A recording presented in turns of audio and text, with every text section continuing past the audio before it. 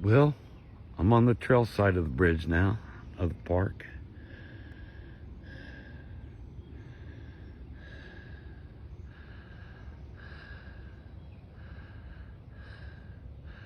Of Franklin Park.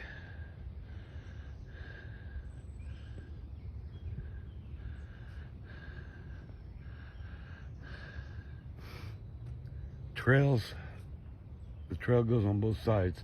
This trail will take you underneath Highway 40.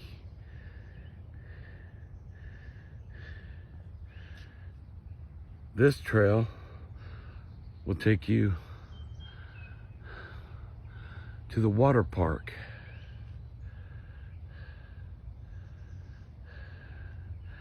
And there's a map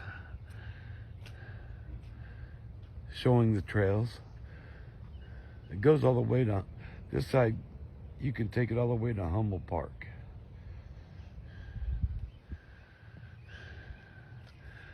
And here's some benches to sit in.